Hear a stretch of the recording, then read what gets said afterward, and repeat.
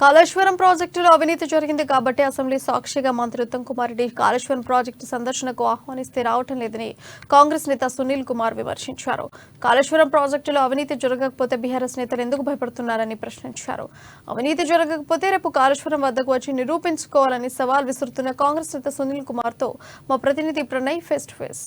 రాష్ట్రంలో ఒకవైపు అసెంబ్లీ సమావేశాలు నిర్వహిస్తున్న నేపథ్యంలో ఈరోజు ఉత్తమ్ కుమార్ రెడ్డి నేరుగా కూడా ప్రాజెక్టులకు సంబంధించి పవర్ పాయింట్ ప్రజెంటేషన్ ఇవ్వడం జరిగింది. ఈ ప్రజెంటేషన్లో పూర్తి స్థాయిలో కూడా జరిగినటువంటి ప్రాజెక్టులకు సంబంధించినటువంటి అవతవకలు కావచ్చు, ఆయన గతంలో నిర్వహించినటువంటి ఏదైతే గత ప్రభుత్వం బీఆర్ఎస్ ప్రభుత్వం నిర్వహించినటువంటి ప్రాజెక్టులకు సంబంధించినటువంటి ఆ ప్రజెంటేషన్ అయితే ఇవ్వడం జరిగింది. అయితే దీంట్లో భాగంగానే ప్రతిపక్ష పార్టీలు అయినప్పటికీ కూడా వాళ్ళకు కూడా ఇన్విటేషన్ ఇవ్వడం జరిగింది.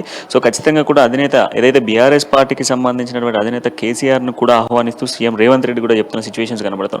సో మరి బీఆర్ఎస్ పార్టీకి సంబంధించిన వైఖరికి సంబంధించి అసలు కాంగ్రెస్ నేతలు ఏమనుకుంటా ఉన్నారు? మనతో పాటుగా కాంగ్రెస్ సీనియర్ నేత సునీల్ గారు ఉన్నారు, ఆయనతో మాట్లాడదాం. సునీల్ గారు, ఒకవైపు మంత్రి హోదాలో ఉన్నటువంటి ఉత్తమ్ గారు, సో మరొక వైపు సీఎం హోదాలో ఉన్నటువంటి రేవంత్ రెడ్డి గారు, ఇద్దరు కూడా ఒక ఆహ్వానాన్ని బీఆర్ఎస్ పార్టీకి సంబంధించిన నాయకులకు పంపిస్తూ ఉన్నారు. పవర్ పాయింట్ ప్రజెంటేషన్కి ఇన్విటేషన్స్ ఇస్తూ ఉన్నారు.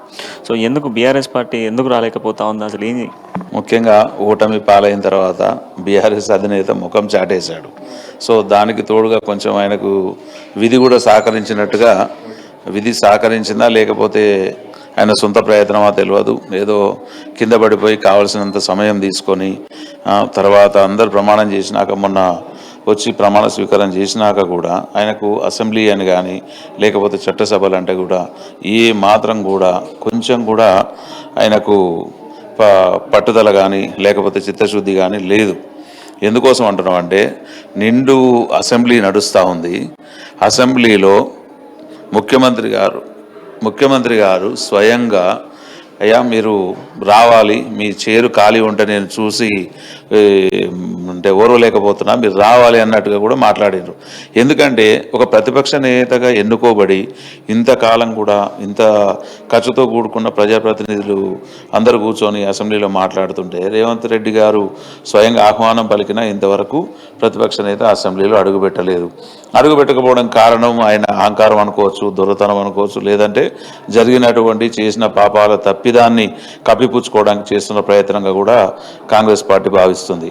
సంబంధిత మంత్రి గారు ఈ ఉత్తమ్ కుమార్ రెడ్డి గారు ఆహ్వానం ఇచ్చి ప్రాజెక్టుల సందర్శనకు రమ్మంటే రాలేదు. అప్పుడు మాత్రం తను ముఖ్యమంత్రిగా ఉన్నప్పుడు ఓ కౌబాయి క్యాబ్ పెట్టుకొని పొద్దున్న లేస్తే బస్ వేసుకొని, అంటే ప్రభుత్వ ధనాన్ని ఎంత వృధా చేశారంటే నీళ్ళలాగా కలుపుకొని ఆయన ఎంత వాడుకున్నాడో అందరికీ తెలుసు, ప్రజానికం అందరికీ తెలుసు. మరి ఇప్పుడు ఎందుకోసం రావట్లేదు, అసలు ఏం జరుగుతుంది? నిజంగా పార్టీలో కాదనుకుంటే ప్రజల ముందుకు వచ్చి నేను ప్రతిపక్ష నాయకునిగా పనికిరాను, నాకు ఆ హోదా కూడా సరిపోదు, నేను రిజైన్ చేస్తున్నాను, బయటికి వెళ్ళిపోవాలి, కానీ ఇటు అసెంబ్లీకి తప్పించుకొని తిరుగుతూ ఉంటాడు. ఆయన కింద ఉన్నటువంటి నేతలకు మాత్రం నేతల మీదకి చెప్పులు ఇసిరండానో లేకపోతే చెప్పులు లేపి చూపియండానో ఇవి చెప్పనీకి సాధన అవుతుంది. కానీ ప్రజలు అడిగేటువంటి ప్రశ్నలకు కానీ లేకపోతే ఇలా కాళేశ్వరం మీద జరుగుతున్నటువంటి ఏదైతే అవినీతి ఉందో దాని మీద మాట్లాడితే ఏదో స్కూల్కు తప్పించుకొని స్టూడెంట్ పారిపోయినట్టుగా కేసీఆర్ గారి వ్యవహారం ఉంది. కనుక కేసీఆర్ గారు ఇప్పటికైనా మేలుకొని ప్రజలకు సమాధానం చెప్పాల్సిన అవసరం ఉంది. కాంగ్రెస్ చేస్తున్నటువంటి సవాళ్లను స్వీకరించలేకపోతే ప్రతిపక్ష నాయకుడు కాలేడు. మనం గతంలో కానీ లేకపోతే ఉమ్మడి ఆంధ్రప్రదేశ్లో చూసినప్పటికీ కూడా ఏ ఒక్క ప్రతిపక్ష నేత కావచ్చు, అసెంబ్లీకి ఎన్నికైనటువంటి నాయకుడు కావచ్చు ముందుకు రాకుండా ఉన్న పరిస్థితులు లేవు. ఈయన గారు మరి ఎందుకోసం అంటే అక్కడ చంద్రబాబు నాయుడు గారు ఆంధ్రప్రదేశ్లో రావట్లేదు కదా, నేను పోవట్లేదు అన్న ఎవరిని ఫాలో అవుతున్నాడో అర్థం కాని పరిస్థితి ఉంది. కనుక తెలంగాణ ప్రజలు మాత్రం ఆగ్రహ ఆవేశాలతో ఉన్నారు.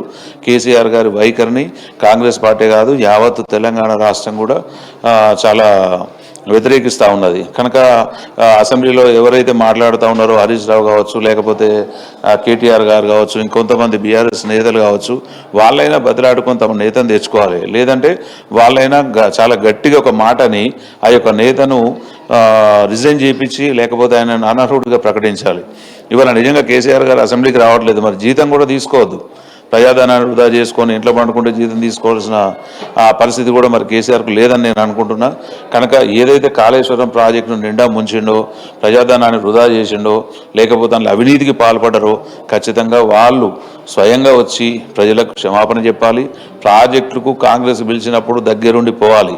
ఎందుకంటే వాళ్ళే కదా టోటల్గా తిరిగి దాని మీద సందర్శన చేసి అప్పుడేమో జాతరకు పోయినట్టు పోయేవాళ్ళు, ప్రతిసారి పెద్ద టీం, పెద్ద లగాన్ టీం లాగా అందరు వెళ్ళిపోయేవారు.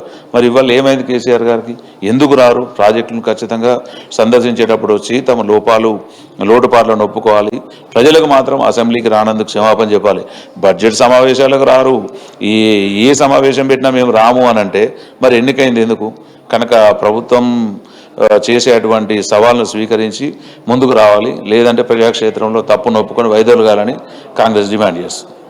సో మొత్తానికి బీఆర్ఎస్ నుంచి ఖచ్చితంగా కూడా అధినేత అసెంబ్లీలో అడుగుపెట్టాలి, అధికార పార్టీ అడుగుతున్న ప్రశ్నలన్నిటికీ సమాధానం చెప్పాలి, ప్రాజెక్టులపై జరుగుతున్నటువంటి అవకతవకలకు సంబంధించి, అవినీతికి సంబంధించినటువంటి చట్టసభల్లో మేము ఇచ్చినటువంటి పవర్ ప్లాంట్ ప్రజెంటేషన్కి సంబంధించిన ప్రజెంటేషన్కి బీఆర్ఎస్ నేతలు రావాలి, జరిగిన అవకతవకల్ని ప్రజలందరూ అర్థం చేసుకోవాలంటూ కూడా కాంగ్రెస్ నేతలు డిమాండ్ చేస్తూ ఉన్నారు. ఖచ్చితంగా కూడా మరో సెక్షన్లో సీఎం కేసీఆర్, మాజీ సీఎం అయినటువంటి కేసీఆర్ ఖచ్చితంగా సభకు రావాలి అన్నటువంటి డిమాండ్ను కాంగ్రెస్ నేతలు చెప్తున్న సిచ్యువేషన్స్ కనబడుతూ ఉన్నాయి. వీడియో జర్నలిస్ట్ క్రాంతితో ప్రణయమ్మ, న్యూస్, హైదరాబాద్.